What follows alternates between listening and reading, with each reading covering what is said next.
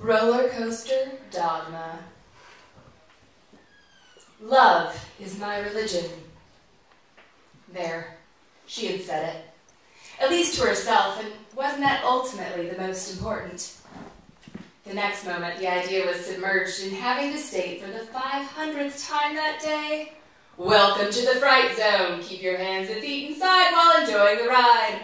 Please remove all sunglasses, purses, or anything else you don't want to donate to the park. Make sure your harness is fastened tightly and securely. Now sit back and enjoy flying through the air at the speed of fright."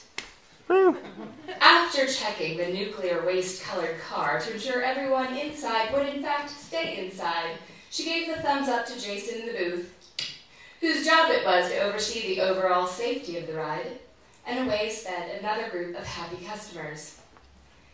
They'd be back in 125 seconds. Meanwhile, she'd be responsible for loading another car full of jostling bodies of all shapes and sizes, convince them to release their flyaway goods to the holding station, and again repeat the rules, which were meant to be entertaining enough to capture their attention while being specific enough to protect them from lawsuits. There was about 15 seconds between groups when she could retreat again to her mind, that murky place. She was 21, about to start her senior year of college, and it felt like all of life had to be decided. Make sure your harness is fastened tightly and securely. You would never catch her actually riding this ride. 2 years ago, there had been a death on a similar ride in Pennsylvania. Pre-existing heart condition was cited. But how do you know if you have a pre-existing heart condition? Are you really going to have a complete physical before getting in line? There's just too much that was unknown. Please remove all sunglasses. Hey lady, would you hold my heart while I'm on the ride? I've been told I wear it on my sleeve, and I'd hate to lose it during the loop-de-loop. His friends snickered. They were high school boys, out on a testosterone outing of daring, belching, and flirting. Her uniform didn't highlight her small waist, and in fact made her look not unlike the kids at Hot Dog on a Stick, that place in the mall that everyone made fun of.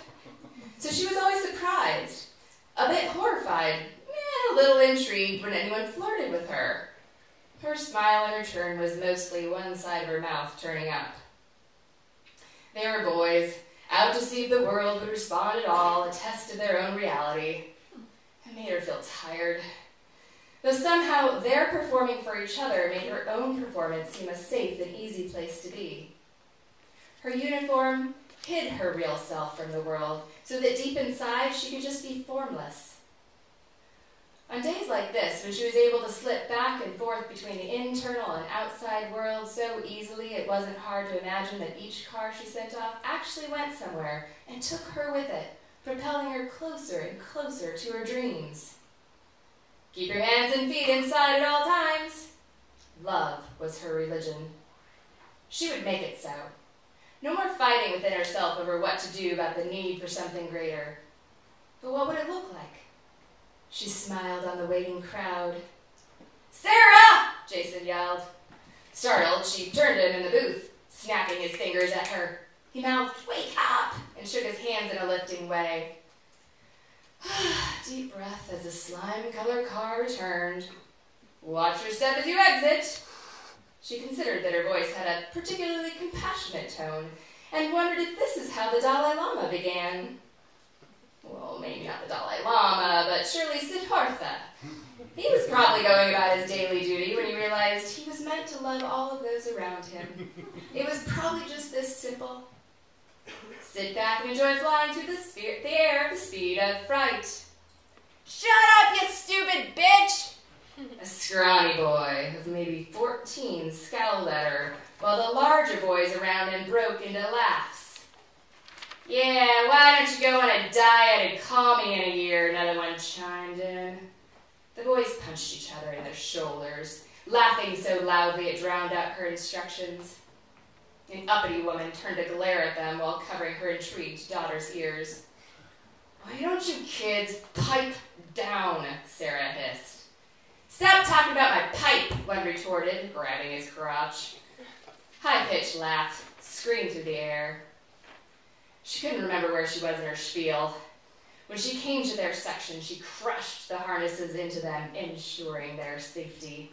"Have a great ride," she repeated through clenched teeth. "Fuck Siddhartha," she thought.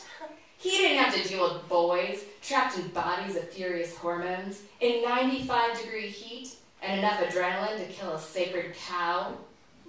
Welcome to the fright zone. Keep your hands and feet inside the car at all times. Please remove all sunglasses.